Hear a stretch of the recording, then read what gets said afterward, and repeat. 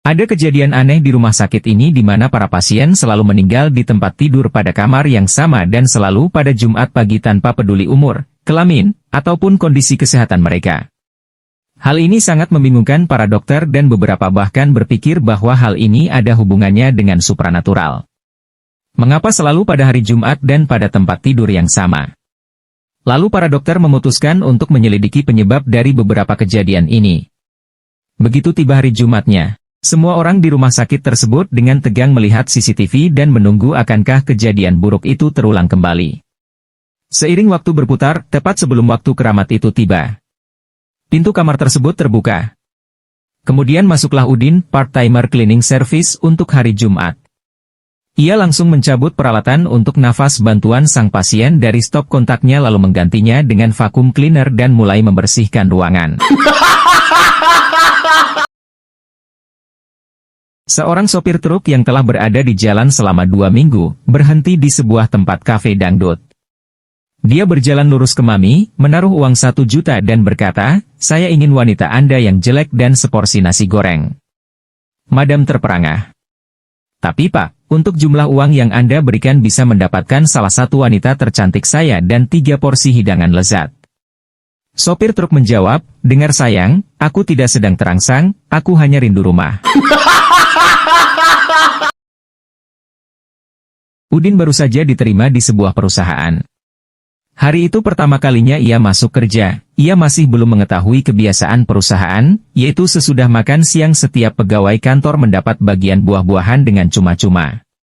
Sehabis makan siang dan kembali ke kantornya, di atas meja kerjanya ditemukan sebuah jeruk, maka ia pun segera bertanya, "Jeruk di atas meja kerjaku ini jeruk siapa?"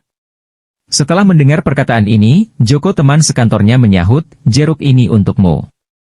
Udin dengan heran bertanya, "Kenapa kok untukku?" Joko pun menjawab sambil bercanda, "Itu karena kamu ganteng, Din." Udin pun lalu mengamat-ngamati teman sekantornya tersebut dari kepala sampai ke kaki. Kemudian dengan ragu-ragu bertanya, "Kalau begitu, kenapa kamu kok juga mendapat bagian jok?" Soimah menemui dokter untuk periksa kehamilan. "Loh, ibu ini kan yang tempo hari periksa, emang ibu hamil lagi ya?" "Iya Dok." "Apa obat KB yang saya beri tempo hari ibu tidak minum?" "Minum Dok." "Lantas, kenapa ibu bisa hamil?" "Ya gimana tidak mau hamil Dok, obat baru nyampe leher, celana dalam udah nyampe lutut." Udin telah menikah dengan Soimah lebih dari 10 tahun, dan Udin merasa akhir-akhir ini hubungannya terasa sedikit membosankan, sehingga ia meminta seorang teman memberikan ide tentang bagaimana untuk menambahkan kegembiraan kembali ke pernikahannya. "Kamu harus coba berselingkuh," kata Joko. "Saya tidak bisa melakukan itu." "Saya akan selalu setia padanya," sahut Udin. "Jika kamu meyakinkan dia untuk membiarkan kamu melakukannya, itu namanya bukan selingkuhkan. Coba saja." Udin setuju untuk mencobanya. Pada suatu kali istrinya tampaknya berada dalam suasana hati yang sangat baik, Udin pun berbagi ide dengan dia bahwa pasangan baru akan menambah gairah. "Sayang," istrinya berkata, "itu tidak akan membantu pernikahan kita. Percayalah, aku sudah mencobanya." Hari itu, guru fisika di sebuah sekolah menengah khusus putri mohon cuti sakit. Para siswi pada menerka siapa yang akan mengajar sebagai pengganti guru yang tak masuk itu. Pada waktu jam belajar fisika, datang seorang guru lelaki muda yang sangat ganteng. Maka itu, seorang siswi berkata dengan nada menggoda, "Pak Guru, pada jam pelajaran ini, bolehkah kita tak usah belajar? Gimana kalau kita main beberapa permainan yang merangsang?" Sesudah diam sejenak, Pak Guru berkata, "Baiklah. Yuk, segera tutup semua buku pelajaran kalian. Mari kita sekarang melakukan ujian." 2 sperma berlomba untuk mencapai sel telur. Setelah 10 menit, sperma satu bertanya kepada yang lain, "Hei, berapa lama lagi kita mencapai sel telur?" Jawaban yang lain, "Terus berenang, kita bahkan belum sampai amandel." Suatu hari, Udin dan Soimah kedatangan teman lama mereka semasa sekolah yang baru pulang dari luar negeri. Sesudah seharian mengobrol temannya pun pulang, Udin berkata kepada Soimah, Teman kita Lastri sesudah pergi ke luar negeri selama beberapa tahun sama sekali telah berubah. Ia kalau berbicara, tangannya sering-sering bergerak layaknya orang sedang menari saja. Nampaknya ia telah terpengaruh oleh bahasa dan kebudayaan asing. Dengan menggeleng-gelengkan kepala, Soimah berkata, ini tak ada sangkut pautnya dengan bahasa dan kebudayaan sayang. Masa kamu tak memperhatikan cincin berlian ukuran besar yang dikenakan di jari tangannya itu? Di koridor sebuah rumah sakit umum, seorang dokter yang bertugas menjumpai seorang pasien yang buru-buru berlari. Tubuh pasien itu hanya berselimutkan selembar sprei. Ada apa dengan dirimu? Mengapa kamu lari keluar dari kamar operasi? Tanya dokter itu kepada pasien dengan heran. Keadaannya begini Pak, saat aku tadi baru saja rebah di atas meja operasi. Suster di sebelahku berkata, kamu jangan tegang, potong usus buntu adalah sebuah operasi kecil. Omongan suster itu apa salahnya, kata dokter itu dengan bingung. Masalahnya suster itu bukan ngomong ke saya tapi kepada dokter muda yang sedang menggenggam pisau bedah sambil gemetar. Pada suatu hari, Soimah berkonsultasi dengan seorang dokter ahli masalah kegemukan. Apa dokter mempunyai resep melangsingkan tubuh tanpa melakukan latihan fisik dan tanpa mengendalikan makanan? Sesudah berpikir sejenak, dokter itu berkata, sudah tentu ada dong, yaitu pada hari-hari biasa, sering-seringlah makan bawang putih. Soimah mula-mula nampak tercengang, kemudian setelah dipikir-pikir, ia tiba-tiba seakan-akan menjadi sadar dan berkata, sekarang aku mengerti dok, resep yang dokter berikan ini beralasan juga. Bawang putih kan berfungsi mempercepat metabolisme dan membakar lemak, maka itu dengan sendirinya ia juga berperan melangsingkan tubuh, betul enggak? Sambil menggeleng-gelengkan kepalanya, dokter berkata, bukan, makan bawang putih maksudnya supaya orang lain menjauhi dirimu karena tak tahan akan baunya, jarak kalian lebih jauh, dengan sendirinya kamu akan terlihat lebih kurus. Udin membeli sebuah helm di toko, ia bersikukuh hendak membeli helm yang mutunya paling top. Pemilik toko berkata memujinya, kamu tak salah. Menjaga keamanan diri benar-benar sangat penting. Udin pun berkata, sudah tentu Don, aku sampai sekarang sudah menghabiskan uang lebih dari 1 miliar rupiah di kepalaku, maka aku harus sangat berhati-hati. Pemilik toko merasa terkejut dan menanya, apakah kepalamu pernah mengalami cedera berat? Tidak, kata Udin, aku baru menyelesaikan kuliah doktor. Pada suatu hari seorang dokter telah menulis selembar resep untuk pasiennya. 2 hari kemudian, pasien itu kembali lagi dan berkata, Dok, aku telah mencari hampir semua apotek yang ada di kota ini, tapi tak ada satu apotek pun yang bisa membaca tulisan Bapak. Mari saya lihat. Sesudah melihatnya beberapa menit, ia sendiri pun juga tak bisa membaca tulisannya sendiri. Untuk menutup-nutupi hal ini, ia bertanya kepada pasien itu, Anda sekarang rasanya bagaimana? Apa sudah agak baikan? Suatu malam, Udin dan Soimah berada di tempat tidur dan Udin membelai rambut Soimah. Soimah bangun dan ia mengatakan kepadanya, aku minta maaf tapi aku punya janji dengan dokter kandungan besok dan saya ingin tetap bersih. Udin pun kembali ke sisi tempat tidurnya dengan kecewa dan mencoba untuk tidur. Beberapa menit kemudian ia mendekat ke Soimah lagi, dia berbisik padanya. Apakah kamu juga ada janji dengan dokter gigi besok? Seorang pendeta tiba di suatu kota kecil untuk melakukan suatu pelayanan di sana. Ia perlu mengeposkan sebuah surat, maka ketika ia melihat si kecil Udin, ia bertanya pada anak itu di mana kantor pos. Setelah anak itu menunjukkannya, pendeta itu menyatakan terima kasih dan berkata, kalau kamu dapat datang ke gereja sore ini, kamu akan mendengarkan aku memberitahukan pada semua orang jalan menuju sorga. Udin pun menjawab dengan santai, bagaimana Bapak tahu jalan ke sorga, sedang jalan ke kantor pos pun tidak tahu.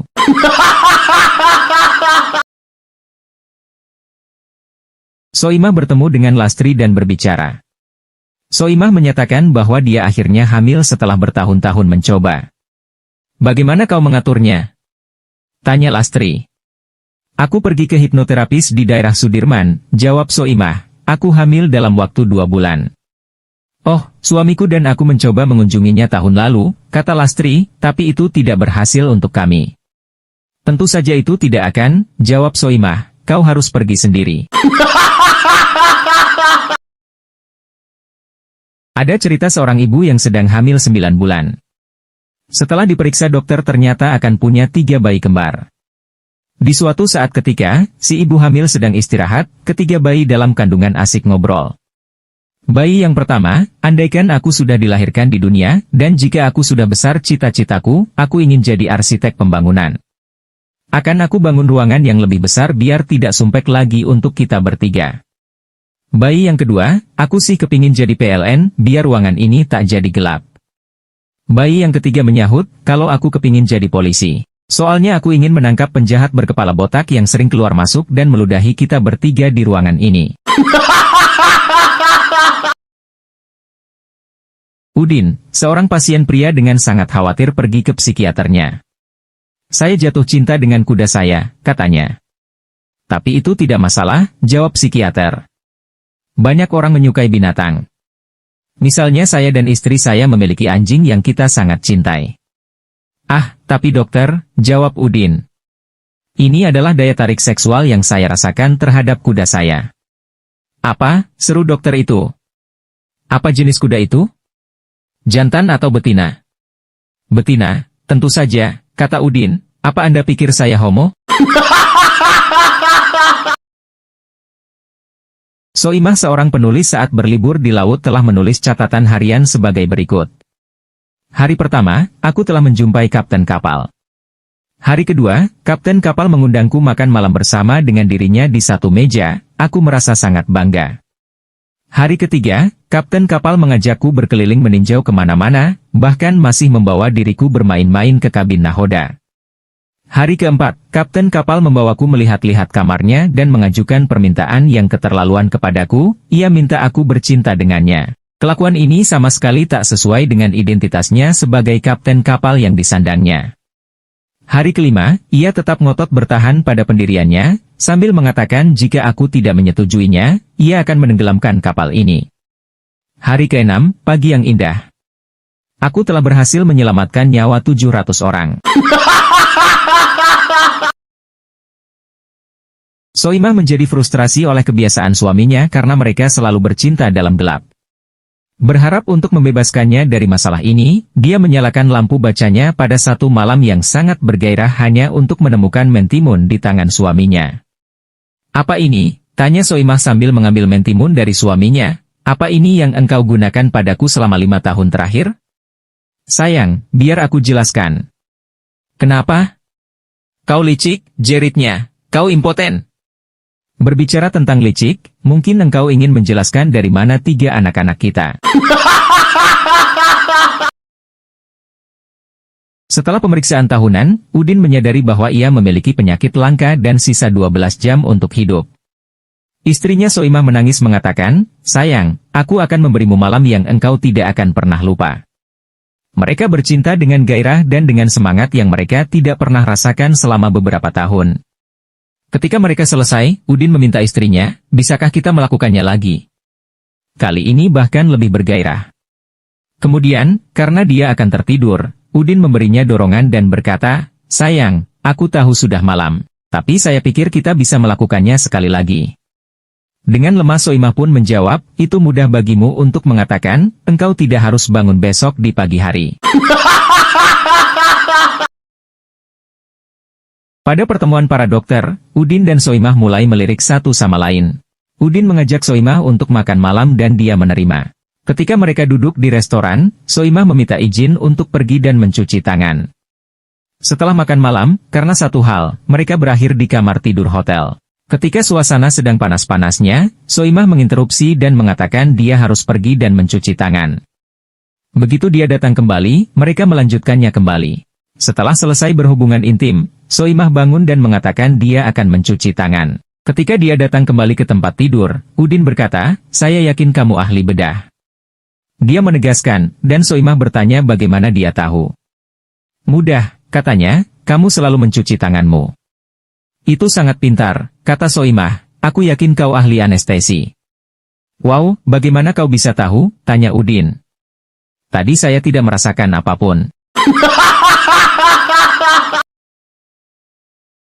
Sebuah Ferrari masuk ke lobi restoran mahal. Udin muncul, diikuti dengan perempuan-perempuan cantik dan seekor ayam jantan. Setelah memesan untuk dirinya sendiri dan wanita-wanitanya, Udin meminta sekeranjang apel untuk ayamnya. Ternyata ayam itu makan habis 3 keranjang apel. Pelayan bertanya mengenai nafsu rakus dari sang ayam. Udin pun menjelaskan, saya bertemu jin yang mengabulkan 3 permintaan. Keinginan pertama saya adalah untuk memiliki pasokan uang yang tidak pernah habis. Keinginan kedua saya adalah untuk memiliki banyak wanita cantik. Dan keinginan ketiga saya adalah untuk memiliki burung yang tak pernah puas. Udin kecil duduk di kelas pada suatu pengenalan seks untuk anak-anak dan remaja, ketika guru membuat gambar kemaluan laki-laki di papan. Apakah ada yang tahu apa ini? Dia bertanya. Udin mengangkat tangannya dan berkata, tentu, ayah saya memiliki 2. 2, guru kaget bertanya. Ya. Dia memiliki yang kecil untuk buang air kecil, dan menggantinya dengan yang besar ketika dia gunakan untuk menyikat gigi ibu saya. Udin dan temannya Joko meninggal dalam sebuah kecelakaan mobil dan dihakimi di akhirat. Di sana mengatakan Udin dinyatakan bersalah karena ia memanipulasi pajak penghasilannya. Satu-satunya cara dia bisa masuk surga adalah untuk tidur dengan wanita jelek selama 5 tahun. Beberapa hari kemudian, Udin berada di sebuah taman dengan pacar mengerikan barunya. Dia melihat temannya Joko dengan seorang wanita yang benar-benar cantik. Joko, apa yang terjadi denganmu? Udin bertanya. Saya tidak tahu, Joko menjawab. Saya diberitahu bahwa saya akan tidur dengan wanita itu selama 5 tahun. Satu-satunya hal yang saya tidak mengerti adalah mengapa dia selalu berteriak, pajak penghasilan sialan, setiap kali dia berhubungan dengan saya. 3 anak laki-laki bermain di luar ketika hari mulai gelap, ketika salah satu dari mereka melihat lampu di dalam jendela yang terbuka sedikit. Udin mengatakan pada Joko dan Yono, mari kita mengintip. Mereka mengintip melalui jendela dan melihat seorang wanita cantik membuka baju. Tiba-tiba, Joko melarikan diri dan anak-anak yang lain tidak dapat menemukannya. Keesokan harinya, Udin dan Yono melihat Joko dan bertanya, kenapa kau lari? Kamu ini homo atau ada apa? Joko menjawab, tidak.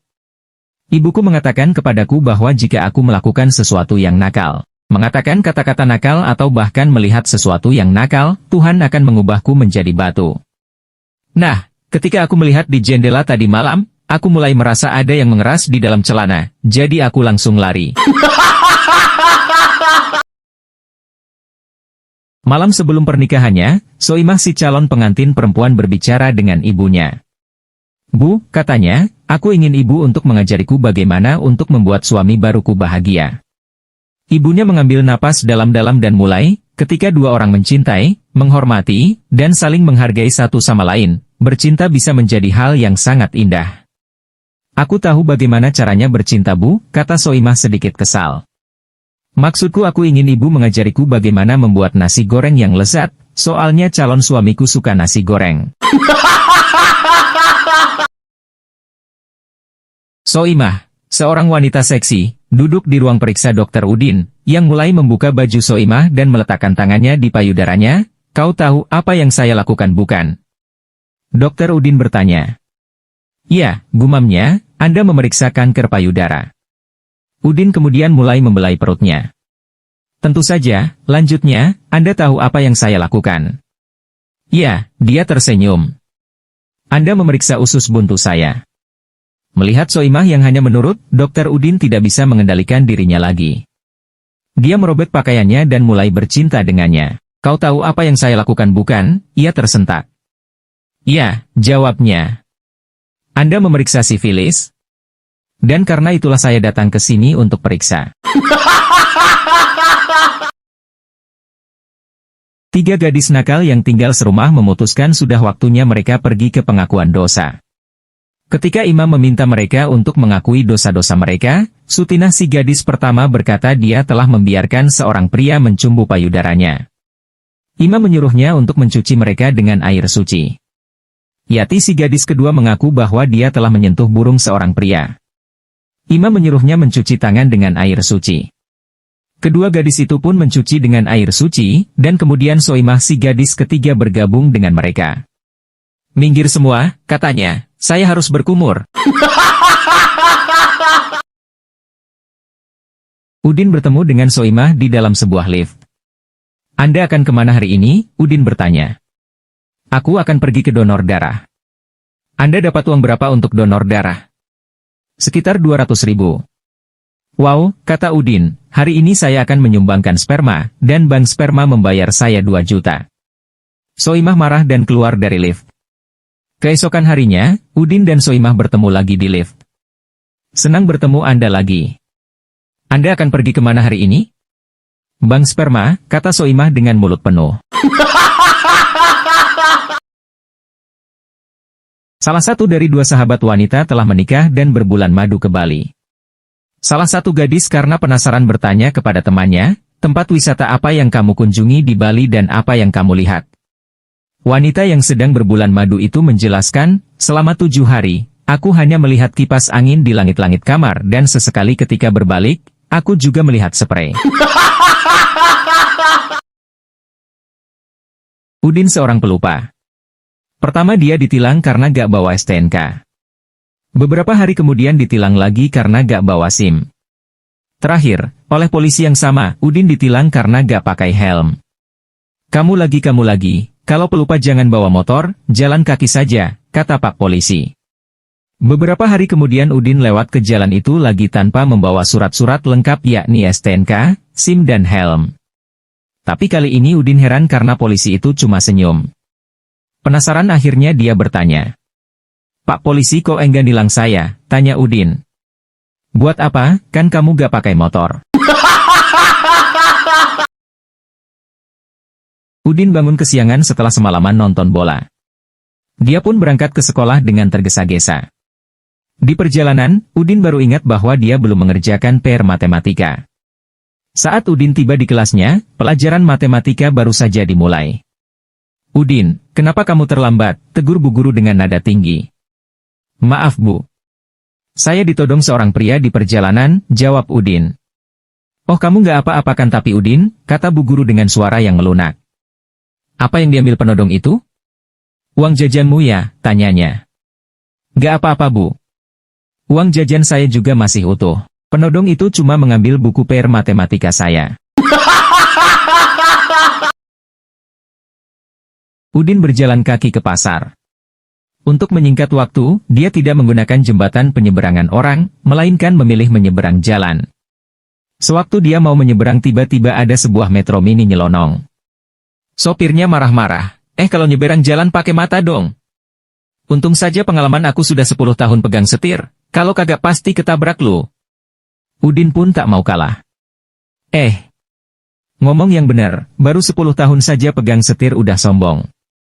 Gue udah 25 tahun pengalaman nyeberang jalan aja kagak sombong. Udin baru saja ditinggal nikah gadis pujaannya, ia berencana bunuh diri di suatu jembatan, beberapa detik sebelum dia melompat, terdengar suara lembut memanggilnya. Dia membatalkan niatnya, ternyata ada seorang nenek tua renta dan jelek. "Kenapa kau ingin melakukan hal bodoh ini anak muda?" Maka ceritalah Udin kepada si nenek. "Kau masih jauh lebih mending dibanding aku anak muda. Aku ini sebenarnya adalah seorang putri cantik jelita yang sedang dikutuk seorang nenek sihir. Kutukanku baru bisa terlepas kalau ada seorang pemuda yang mau berhubungan denganku sebanyak 10 hari berturut-turut." Maka terjadilah hal-hal yang diinginkan, tepat di hari ke-10 Udin menagih ke si nenek jelek tadi.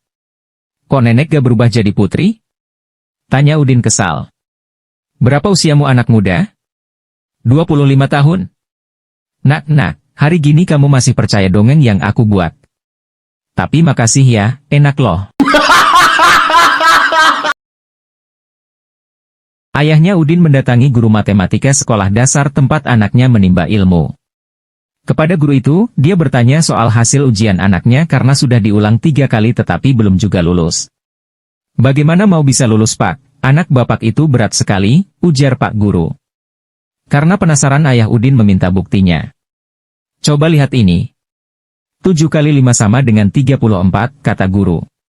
"Ya ampun Pak Guru," kata ayah Udin, "masa begitu saja harus gagal sih? Itu kan cuma kurang satu. Pada suatu hari, di Kyoto, Jepang diadakan festival samurai. Para samurai di seluruh dunia datang, termasuk dari Indonesia diwakili oleh Udin. Peserta pertama dari India menebaskan pedangnya. Dalam sekejap seekor lalat telah jatuh di meja dalam keadaan terbelah menjadi dua bagian. Yang kedua peserta dari tuan rumah Jepang tampil. Sekali tebas, seekor lalat jatuh di meja dalam keadaan terpotong menjadi 4 bagian. Sekarang giliran Udin tampil. Sekali tebas seekor lalat jatuh di meja, tapi terbang lagi. Para peserta pun menertawakan si Udin, lalu dengan santai Udin berkata, lalat itu memang masih bisa terbang, tapi jangan harap dia bisa punya keturunan lagi. Memang kenapa? Tanya peserta yang lain. Alat vitalnya telah saya potong dengan tebasan saya tadi. Di kelas seorang guru memberi pertanyaan matematika kepada Udin, salah satu muridnya yang paling bandel. Udin, berapa hasil dari 16 kali 16? Nggak tahu, Pak. Gitu aja nggak bisa, keluar kamu. Percuma, Pak, di luar pun saya nggak bisa jawab, sumpah. Seorang bapak jengkel kepada Udin anaknya karena nilai matematikanya di sekolah selalu buruk. Akhirnya dia mengancam si anak agar semangat belajar. Udin, kalau nilai matematikamu tetap jelek, jangan panggil saya papa lagi. Besoknya si Udin pulang sekolah, lalu datang bapaknya bertanya. Gimana nilai ulangan matematikanya Udin? Udin pun menjawab, maaf Anda siapa ya? Udin yang terkenal sangat pelit sedang pergi untuk liburan. Karena kemalaman terpaksa ia naik taksi. Ke penginapan kocak ya Pak? Kata Udin. Oke. Setelah tiba di tujuan Udin pun turun dari taksi. Berapa Pak? 100.000 Pak.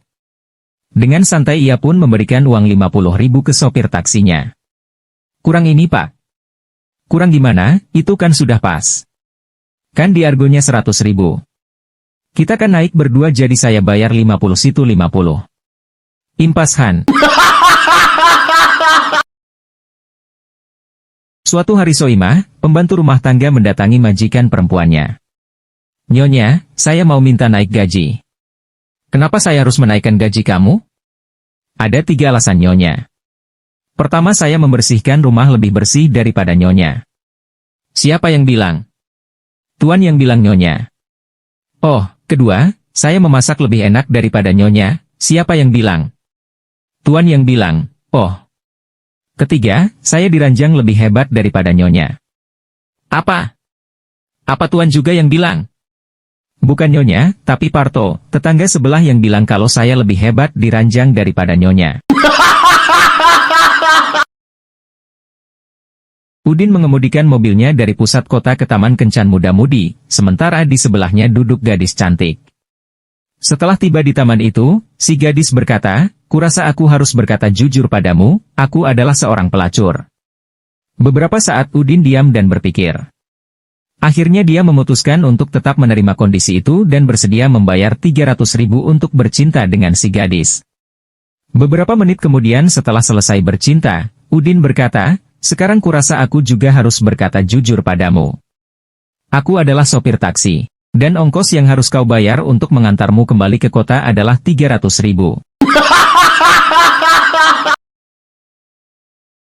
Udin telah beberapa kali mengajak pembantunya berhubungan badan, sebab istrinya merupakan wanita karir yang kerap pulang malam dalam keadaan suntuk. Suatu kali sehabis berhubungan, sang pembantu membuka percakapan pada majikannya. Pak, lebih enak mana saya dibanding ibu? Ya jelas enak kamu dong. Ah masa sih Pak? Bukannya enak ibu? Kan saya sudah sering bilang jauh lebih enak kamu. Tapi kok kata Pak Parto, enakan ibu ya Pak?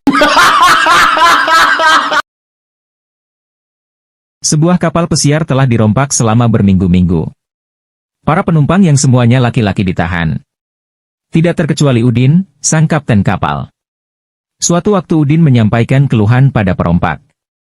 Aku sudah lama kalian tahan, aku butuh wanita. Perompak pun menjawab, kamu bisa mencoba gentong yang tengahnya telah dilubangi itu, rasanya sama seperti wanita. Ah yang benar. Meskipun tak percaya, Udin tetap mencobanya. Usai mencoba, Udin berkata pada perompak. Enak sekali rasanya, bahkan lebih nikmat daripada wanita. Perompak pun berkata, kamu bisa memakai setiap hari, kecuali hari Rabu. Mengapa? Tanya Udin heran. Karena Rabu adalah jadwalmu berada di sana. Bus berisi anggota DPR tergelincir masuk jurang, tak lama kemudian warga datang, lalu dengan cekatan mengubur mereka secara massal rombongan anggota DPR tersebut. Beberapa menit kemudian polisi datang dan bertanya, apakah bapak-bapak yakin mereka sudah mati, kok langsung dikubur semua? Warga menjawab dengan kompak, sebenarnya tadi ada yang teriak-teriak ngaku masih hidup pak, tapi bapak tahu sendiri kan, omongan mereka gak bisa dipercaya.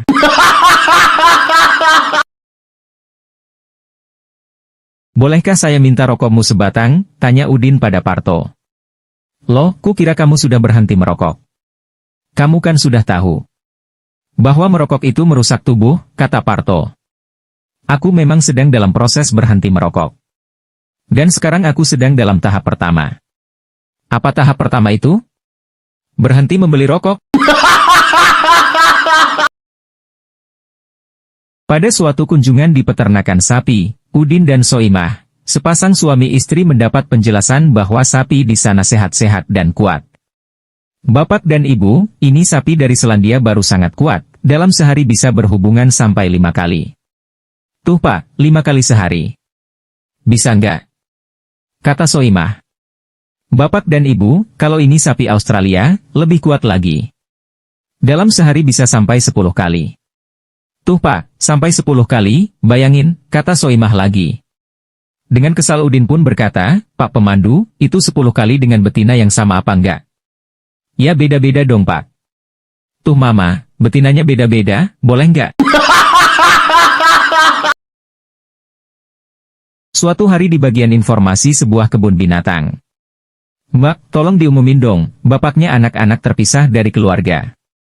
Tadi pisahnya di mana bu? Nama bapaknya siapa? Di kandang monyet mbak. Biar gampang ketemunya, saya tunggu di sana aja ya, namanya Pak Udin. Sesaat kemudian petugas mengumumkan. Panggilan untuk Bapak Udin, harap segera kembali ke kandang monyet, ditunggu keluarganya. Soimah pergi ke kantor polisi dan melaporkan bahwa dia telah diperkosa. Petugas yang ada di situ bertanya, kapan ini terjadi? Soimah menjawab, minggu lalu. Polisi kemudian bertanya, mengapa Anda menunggu sampai sekarang untuk melaporkannya? Nah, katanya, saya tidak tahu bahwa saya diperkosa, karena baru tahu tadi ketika belanja di minimarket, kasir bilang jika uang yang saya bawa ternyata palsu. Soimah, seorang wanita muda menatap dari tempat tidur rumah sakit pada Udin, dokter yang sangat tampan yang sedang memeriksanya. Kelopak mata Soimah melebar, matanya berbinar dan berkata, banyak orang yang mengatakan bahwa Anda adalah seorang penakluk hati wanita yang nyata dok. Udin tersenyum dan menggelengkan kepalanya. Tidak, saya tidak membuat perbedaan pada jenis kelamin orang yang saya rayu. Udin yang seorang musisi bertemu dengan seorang gadis yang sama-sama merupakan pemain musik, dan membawanya pulang. Setelah berbicara, mereka menanggalkan pakaian, naik ke tempat tidur dan bercinta. Setelah beberapa menit, gadis itu mulai tertawa. Udin bertanya apa yang membuat gadis itu tertawa. Seksofonmu, jawabnya. Agak sedikit kecil ukurannya. Terluka mendengar komentar itu, Udin menjawab, ya, mungkin karena sekarang digunakan bukan di kafe, tetapi di stadion. Soimah keluar dari kamar mandi suatu pagi. Udin suaminya menyelinap di belakangnya, meraih dan memegang dadanya, dan mengatakan, sayang, jika kamu mengencangkan ini sedikit, kamu tidak perlu memakai bra untuk menopangnya. Soimah sangat marah dan tidak berbicara dengan dia selama seminggu. Minggu berikutnya, saat ia keluar dari kamar mandi, Udin menyelinap di belakangnya lagi, memegang pantatnya, dan mengatakan, sayang, jika kamu mengencangkan ini sedikit, kamu tidak harus memakai korset yang ketat. Akhirnya Soimah pun menjadi sangat marah. Keesokan paginya, Udin keluar dari kamar mandi, dan Soimah menyelinap di belakang suaminya, memegang pangkal pahanya, dan mengatakan, kamu tahu sayang, jika kamu mengencangkan ini sedikit, aku tidak perlu sering mengunjungi kakakmu. Udin dan Soimah adalah pasangan yang sudah memiliki 2 anak. Jadi mereka membuat sebuah istilah untuk bercinta sehingga anak-anak tidak akan tahu apa yang mereka katakan. Sekarang mereka mengatakan kata sandi, mari kita pergi mencuci pakaian. Suatu malam, seluruh keluarga sedang makan malam dan Udin mengatakan kepada istrinya, "Hei sayang, mari kita mencuci pakaian." Soimah pun berkata, "Jangan sekarang, aku sedang tidak enak badan, mungkin besoknya saat seluruh keluarga menonton TV." Soimah berkata kepada suami, "Mari kita pergi mencuci pakaian." Udin pun mengatakan, "Tidak usah repot-repot, karena cuciannya sedikit, kemarin aku sudah kucek dengan tangan." Di sebuah ruang kerja dokter, Udin dengan malu mengatakan, "Saya punya masalah seksual dok. Saya tidak bisa membuat saya berdiri untuk istri saya lagi." "Pak, sebaiknya Anda membawa istri Anda kembali dengan Anda besok dan biarkan saya melihat apa yang bisa saya lakukan." Jadi, Udin kembali dengan istrinya pada hari berikut. Dokter menyambut dan kemudian berkata, "Silakan buka pakaian Anda Ibu."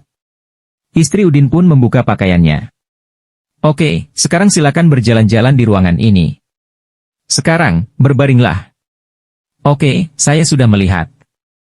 "Baiklah, Anda bisa memakai pakaian Anda kembali." Sementara istri Udin sibuk berpakaian, dokter mengajak Udin ke samping.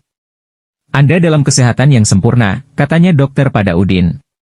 "Istri Anda juga tidak bisa membuat saya berdiri." Udin duduk di kelas 4 SD, dan ketika sedang mengikuti pelajaran, ia melihat keluar jendela dan melihat 2 anjing sedang kawin di halaman sekolah. Udin pun melompat dan berteriak, "Hei, teman-teman! Lihat itu!" Ibu guru segera berlari ke jendela dan menutup tirai jendela kelas. Seorang gadis kecil di barisan depan berkata, "Guru, apa yang anjing itu sedang lakukan?" Guru mengatakan bahwa anjing di atas patah kaki depannya, dan anjing di bagian bawah itu membantu dia pulang. Udin kemudian berkata, "Bu Guru, bukankah itu seperti kehidupan? Anda mencoba untuk membantu seseorang keluar dan akhirnya malah ditusuk dari belakang." Udin, seorang profesor dari kota besar mengunjungi suku di pedalaman yang penuh dengan laki-laki. Dia bertanya, "Bagaimana kalian meredakan ketegangan seksual Anda?"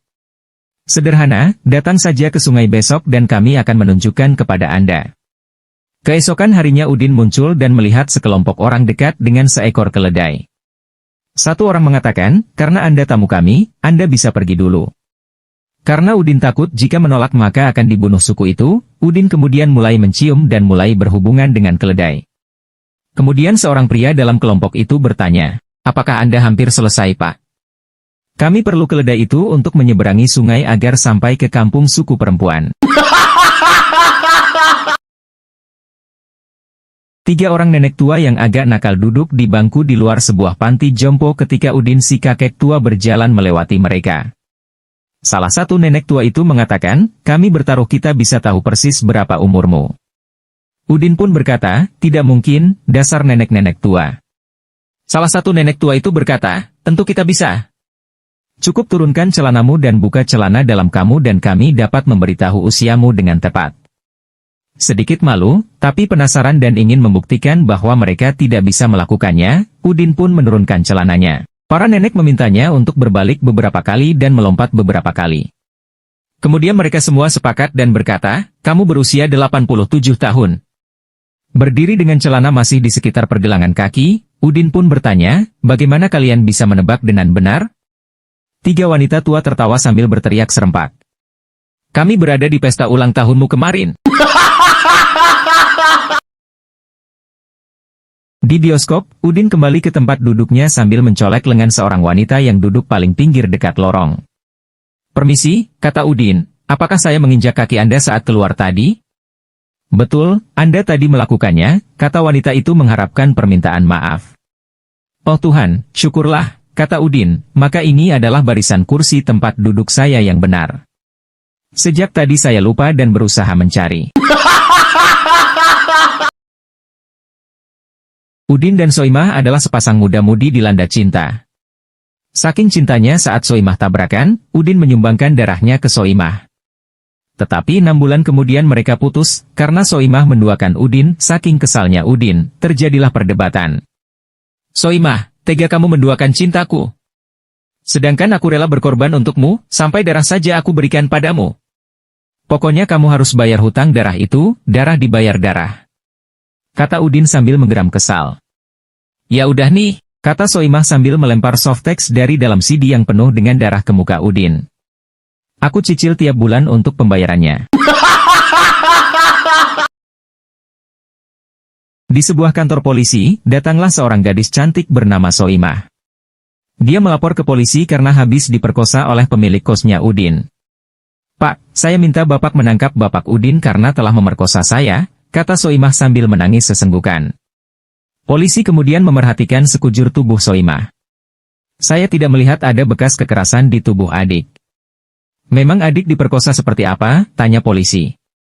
Saya dipaksa mengulum anunya Pak Udin Pak. Loh, mengapa tidak digigit saja biar adik selamat?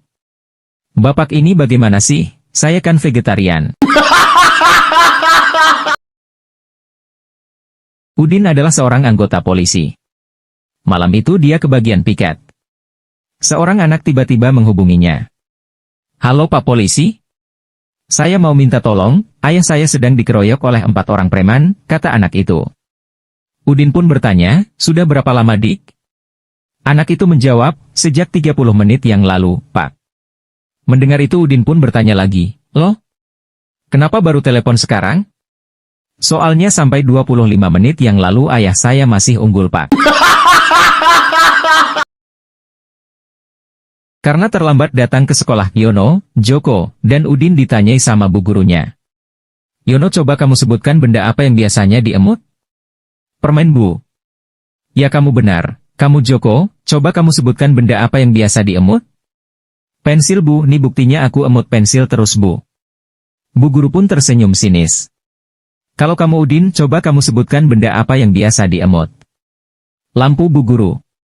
Kok lampu bisa diemut? Iya Bu, semalam aku dengar ibuku bilang sama bapak gini, Pak lampunya dimatiin ya biar nanti bisa ibu emut. Soimah membawa bayi ke dokter anak karena kurang gizi. Setelah tiba gilirannya, masuklah Soimah ke ruangan dokter yang masih muda dan ganteng. Di ruang pemeriksaan dokter bertanya, bayi ini minum susu ASI atau susu kaleng? ASI Dok, jawab Soimah. Oke, silahkan buka baju ibu, kata si dokter. Soimah pun menurut. Saya mau periksa payudara ibu, kata dokter. Sang dokter pun mulai memegang dan memencet-mencet payudara Soimah. Tidak keluar ASI-nya. Karena penasaran, si dokter lalu menghisap kuat-kuat puting susu Soimah. Tetap tidak keluar ASI-nya. Setelah beberapa lama, dokter itu bilang, pantes saja bayi ini kekurangan gizi. Payudara ibu gak ada isinya. Susunya gak keluar, ujar si dokter. Soimah pun kemudian menjawab sambil senyum simpul tersipu malu, saya tantenya Dok. Di sekolah bu guru bertanya pada Udin. Udin, coba kamu jawab, siapa itu Thomas Alva Edison? Gak tahu Bu. Udin, kamu ini gimana sih? Gak belajar ya? Belajar kok Bu. Bu guru tahu gak siapa itu Joko Susilo-Moyo? Gak tahu. Emang siapa dia? Tukang tambal ban di samping rumah saya. Ya itulah Bu, kita kan punya kenalan masing-masing. Waktu Udin baru 2 hari kerja di sebuah perusahaan asing, Udin sempat menelpon ke bagian dapur sambil berteriak, ambilkan saya kopi, cepat. Ternyata jawaban dari balik telepon tidak kalah keras dan marahnya. Hei bodoh, kamu salah pencet extension? Kamu tahu dengan siapa kamu bicara? Gertak dari ujung telepon. Tidak, jawab Udin. Saya direktur utama di sini, dasar idiot. Saya pecat kamu nanti, ancamnya. Gak kalah gertak dan kalah teriak Udin balas menyahut, dan Bapak tahu siapa saya? Tidak, jawab direktur. Syukurlah kalau gitu, sahut Udin sambil menutup telepon.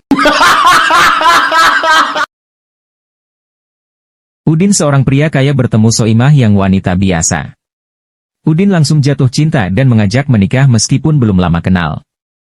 Mereka pun menikah dan bahagia. Suatu hari di kolam renang pribadi, Udin naik ke papan 10 meter, mengambil ancang-ancang, loncat dan berputar indah masuk kolam. Wah kamu hebat mas, mulus banget masuk kolamnya. Aku mantan atlet nasional terjun indah sayang. Hebat mas. Aku makin cinta kamu. Bener kan? Cinta akan membuka siapa diri kita sebenarnya. Sayang tolong ambilin handuk dong di kamar. Soimah pun tanpa bicara langsung naik ke tepi kolam, berlari sangat kencang ke dalam rumah, dan kembali hanya dalam hitungan detik. Astaga! Cepat banget kamu lari say. Hebat baget! Mantan sprinter ya? Mantan PSK mas, sering dikejar Satpol PP. Dapat THR gede, Soimah datang dari desa untuk liburan di Jakarta. Kemudian masuk hotel bintang 5 dan pesan 1 kamar. Lalu dia diantar Rumboy yang membawa kopernya menuju kamarnya. Setelah pintu tertutup, Soimah kaget dan marah-marah ke Rumboy, "Hei anak muda. Aku emang kampungan, tapi jangan dikira aku gak bisa bayar sewa kamar hotel mewah ini ya. Ini bukan kamar yang aku pesan, kamar ini sempit, sumpek, gak ada TV, tempat tidur, kamar mandi, kamu mau nipu saya ya?" Rumboy pun dengan tenang menjawab, "Maaf bu, kita masih di lift." Seorang pejabat dari pusat saat datang dan berkunjung ke daerah disuguhi hiburan musik. Artis pertama muncul, dengan paras cantik tapi suaranya pas-pasan. Setelah selesai, 50% hadirin tepuk tangan. Artis kedua naik panggung, wajahnya jelek, tapi suaranya bagus. Setelah selesai lagu, 65% hadirin tepuk tangan. Artis ketiga pun muncul, suaranya jelek banget, wajah pun gak cantik dan badannya gemuk. Setelah selesai, 100 hadirin tepuk tangan.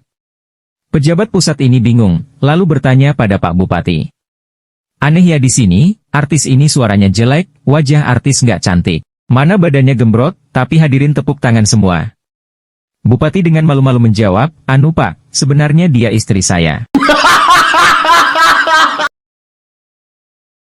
Pada saat pesta Udin dan Joko, dua sahabat yang lama tak bertemu sedang asyik membicarakan tentang selingkuhan mereka.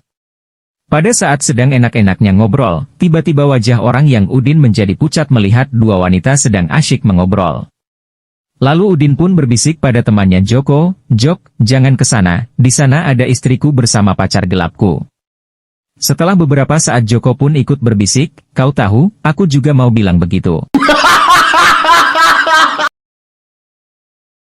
Udin naik busway dan duduk di sebelah ibu muda cantik dan seksi. Kebetulan ibu muda itu baru mulai hendak menyusui bayinya. Tapi ketika si ibu muda hendak menyusui, si bayi menolaknya. Si ibu muda berkata, "Ayo sayang diminum, entar mama kasih sama om yang di sebelah loh." Setengah jam kemudian bayi masih saja tidak mau minum ASI. Si ibu muda membujuk lagi, "Ayo dong sayang diminum susunya, nanti mama kasih om yang di sebelah beneran loh." Udin pun lalu bicara kepada si ibu muda, "Dengar ya mbak, tolong mbak cepat ambil keputusan. Saya mestinya sudah turun di 4 halte sebelumnya." Udin, seorang preman berwajah garang sedang mengendarai motor Harley-nya, ketika melewati seorang gadis cantik bergaun panjang yang sedang berdiri di atas jembatan layang. Udin menghentikan motornya dan bertanya, "Apa yang sedang kamu lakukan?" Jawab sang gadis, "Saya ingin bunuh diri." Mengambil kesempatan ini Udin berkata, "Kalau begitu sebelum kamu melompat, berikan saya ciumanmu yang terakhir." Sang gadis pun menciumnya. Setelah ciuman berakhir, Udin dengan wajah berseri-seri berkata, "Mengapa kamu ingin bunuh diri? Ciumanmu begitu panas dan menggerahkan. Pasti banyak lelaki yang akan tergila-gila dengan ciumanmu ini." Dengan sedih sang gadis menjawab, "Saya ingin bunuh diri karena orang tua dan keluarga saya menentang saya berpakaian dan berdandan seperti wanita." Ada seorang turis asing dari Jepang, ketika sampai ke Jakarta, ia langsung minta diantar ke hotel oleh sebuah taksi. Ketika lewat depan gedung MPR turis itu bertanya kepada Udin si sopir taksi. "Untuk membuat bangunan seperti ini, berapa lama waktu yang dibutuhkan?" tanya turis kepada Udin. Karena nggak tahu Udin menjawab dengan asal. "Sekitar 1 tahun. Kalau di Jepang bangunan seperti ini selesai dalam waktu 6 bulan, kata turis kepada Udin. Ketika taksi lewat di depan Masjid Istiqlal, turis bertanya lagi kepada Udin. Bangunan seperti ini, berapa lama dibangun? 6 bulan, jawab Udin lagi dengan nada kesal. 6 bulan? Kalau di Jepang cukup 1 bulan, jawab turis. Ketika lewat di depan Tugu Monas, turis bertanya lagi kepada Udin lagi. Berapa lama waktu yang diperlukan untuk membangun bangunan itu? Wah, nggak tahu ya, tapi rasanya saya lewat tadi bangunan itu belum ada tuh. Udin bermaksud melamar gadis yang sudah lama dipacarinya. Sayang duit untuk mahar hanya 800.000 perak. Tapi dia nekat datang melamar, ayahnya pacar Udin pun langsung bertanya. Berapa duit kamu sampai berani melamar putriku? 800.000 rupiah, Pak. Duitmu sedikit? Ndak usah datang-datang lagi, kecuali kalau kamu sudah punya duit berjuta-juta. Maka pulanglah Udin dengan kecewa. Tapi seminggu kemudian, dia datang lagi. Sudah punya duit berjuta-juta? Sudah, Pak. Berapa? 500.300.000 rupiah, Pak. Bagus, besok kalian bisa menikah. Udin adalah anak kampung yang diterima di salah satu perguruan tinggi negeri di kotanya. Sejak dia berjalan dari area kampus hingga masuk kelas, Udin bicara dalam hatinya, kenapa ya orang-orang ini melihatku sambil senyum-senyum? Saat pelajaran mata kuliah pertama dimulai, Udin dipanggil oleh dosennya. Hei, kau yang duduk di depan, kemari. Baik, Pak, kata Udin sedikit gugup. Kamu tahu sekarang di sini sebagai apa? Saya mengerti, Pak, di sini saya sebagai mahasiswa. Kalau kamu mengerti, kenapa kamu masih pakai seragam SMA? Atau kamu tidak punya pakaian yang lain? Bukan begitu, Pak, saya pakai seragam SMA karena seragam dari kampus belum dibagikan, Pak. Soimah terkena serangan jantung dan dibawa ke rumah sakit. Ketika berada di meja operasi, ia koma. Dalam koma, ia melihat malaikat dan bertanya, apakah waktuku sudah habis? Malaikat menjawab, belum, umurmu masih 40 tahun 2 bulan dan 8 hari lagi. Setelah pulih, Soimah memutuskan untuk tinggal di rumah sakit dan menjalani operasi wajah, bibir, dan penghilangan kerut wajah. Ia bahkan meminta orang datang untuk mengecat rambutnya. Ia melakukan semua itu karena ia pikir umurnya masih panjang, jadi ia harus tampil sebaik mungkin. Setelah semua selesai, Soimah keluar dari rumah sakit. Ketika menyeberangi jalan, ia tertabrak oleh mobil ambulans dan tewas. Berada di hadapan malaikat, ia bertanya, katanya umurku masih 40 tahun lagi, mengapa engkau mengambilku sekarang? Malaikat pun menjawab, oh, rupanya kamu. Aku minta maaf, aku tidak mengenalimu tadi.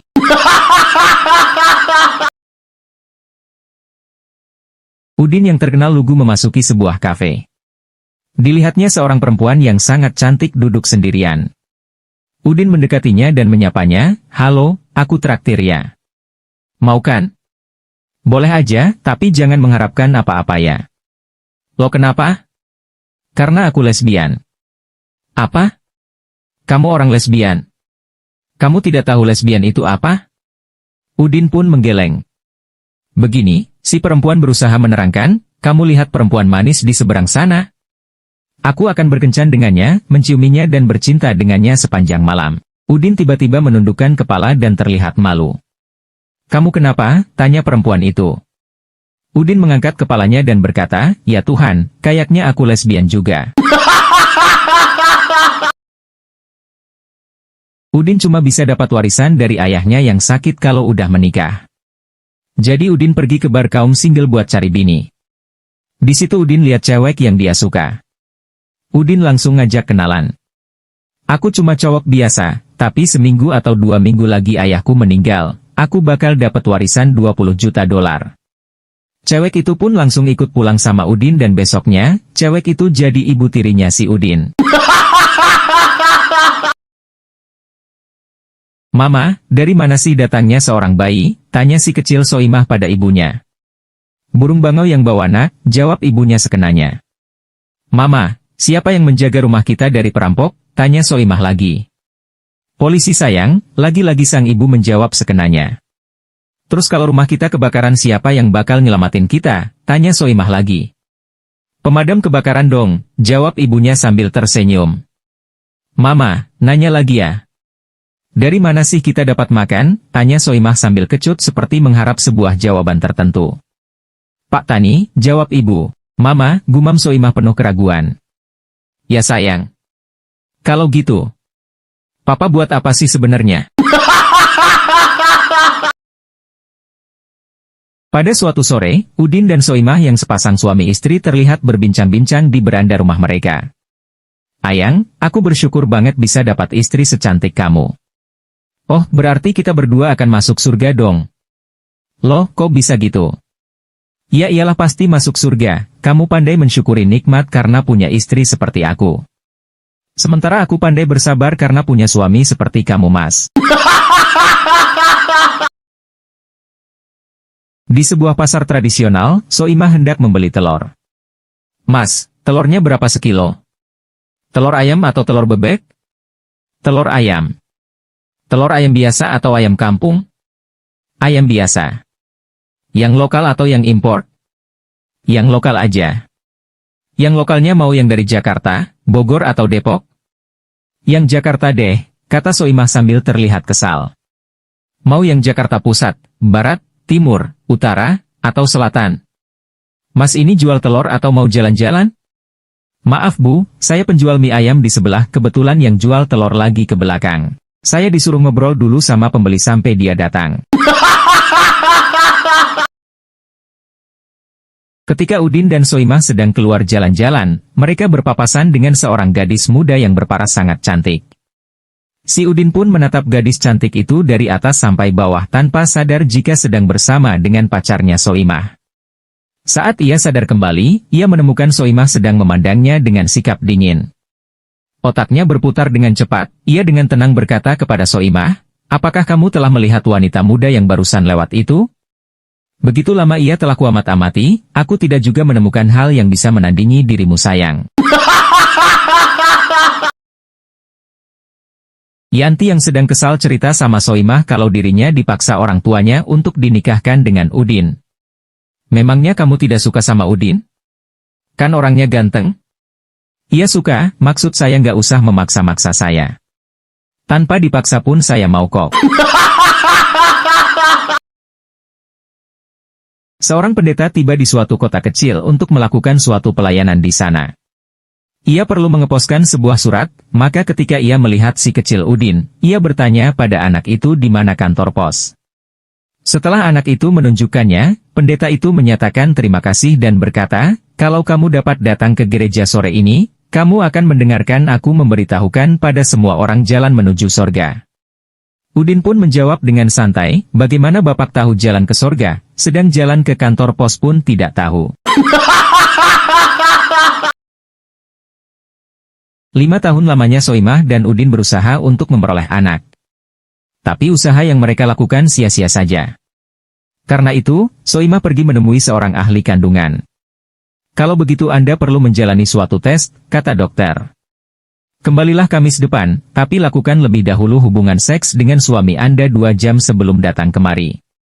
Pada hari yang ditetapkan itu, Soimah kembali menemui si dokter. Saya rasa tes itu gagal dokter, katanya. Loh, mengapa gagal? Suami saya tak sanggup melakukannya, jangankan 2 jam, 10 menit saja pun dia sudah keluar dan kelelahan. Di sebuah sekolah menengah umum, seorang guru ingin mendemonstrasikan kepada murid-muridnya pengaruh buruk dari alkohol pada manusia.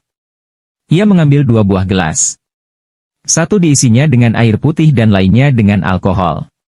Kemudian, dimasukkannya juga seekor cacing. Ternyata, cacing yang dimasukkan ke dalam gelas berisi alkohol, langsung kejang dan mati. Udin, tanya guru, kesimpulan apa yang dapat kita tarik dari presentasi ini? Kalau kita minum alkohol, kita tidak akan cacingan, Bu. Udin baru saja menyelesaikan upacara pernikahannya dengan Soimah. Tapi pada malam pertama mereka tidak langsung berhubungan intim karena lelah sehabis menjalani pesta. Pada malam itu mereka hanya mengisi malam dengan makan bakso di dalam kamar. Sementara tanpa sepengetahuan mereka, ibunya Udin menguping dari balik pintu dan mendengarkan pembicaraan mereka. Mas, sudah dikocok-kocok nggak keluar-keluar? Kata Soimah sambil mengocok botol sambal. Jelas saja, lobangnya kekecilan. Ya sudah, ujungnya saya gunting saja. Ibunya Udin langsung kaget dan mendobrak pintu kamar sambil berteriak, "Jangan! Dulu sudah pernah digunting." Udin baru saja membeli kacamata ajaib. Kacamata itu adalah kacamata tembus pandang. Ketika Udin jalan-jalan keluar rumah ia memakai kacamata itu. Alhasil ia melihat semua orang di sepanjang jalan itu telanjang bulat. Sepanjang jalan ia terkagum-kagum. Lalu ia pulang ke rumah dan masuk ke kamarnya. Dan ternyata ia melihat istrinya dan tukang kebunnya berada di kamarnya dalam keadaan telanjang. Ia tertawa, "Wah, kacamata ini benar-benar ajaib," serunya. Lalu ia mencopot kacamatanya. Istri dan tukang kebunnya tetap telanjang. Ia memakai lagi kacamatanya lalu melepasnya. Hasilnya sama. Istri dan tukang kebunnya dalam keadaan tetap telanjang. Ia akhirnya marah dan segera membanting kacamatanya sambil berteriak, "Sialan! Kacamata mahal-mahal rusak." Di sebuah wawancara kerja, Udin ditanyain oleh HR. "Kenapa kamu berhenti dari pekerjaan terakhirmu?"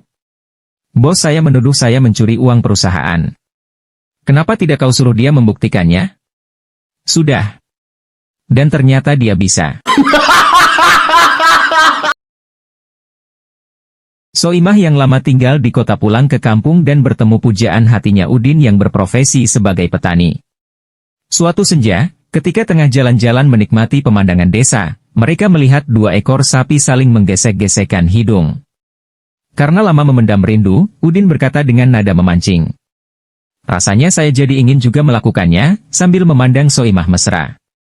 "Silahkan saja, tukas Soimah, toh sapi-sapi itu milikmu." Terjadi kecelakaan hebat dalam terowongan kereta api. Semua penumpang yang selamat terjebak di tengah terowongan, karena pada 2 sisi terowongan itu terhalang gerbong kereta yang terbakar. Saat itu semuanya panik. Banyak penumpang yang berteriak, "Kita tidak bisa keluar, kita terjebak, kita akan mati." Tiba-tiba Udin berteriak, "Tenang-tenang, kita semua pasti akan keluar, saya berani menjamin." Kemudian suasana menjadi tenang. Lalu seorang penumpang bertanya, "Bagaimana caranya keluar?" Semua jalan keluar tertutup oleh gerbong yang terbakar. Dengan tenang Udin menjawab, "Kita pasti keluar di berita besok." Seorang gadis cantik sedang berdiri dalam sebuah bis kota. Gadis itu memakai kaos seksi dan di atas dadanya ada sebuah tato bunga mawar. Udin berkata pada gadis itu, "Mbak, bunga mawarnya bagus ya." Gadis itu diam saja. Udin berkata lagi, "Boleh cium bunga mawarnya enggak?" Gadis itu tetap saja diam. Untuk kesekian kalinya Udin berkata lagi, "Boleh ya Mbak saya cium mawarnya?" Karena dari tadi Udin memohon terus, gadis itu berkata, "Sebelum kamu cium bunga mawar ini, kamu cium dulu akarnya," sambil mengangkat tangannya ke atas dan memperlihatkan bulu ketiaknya yang lebat.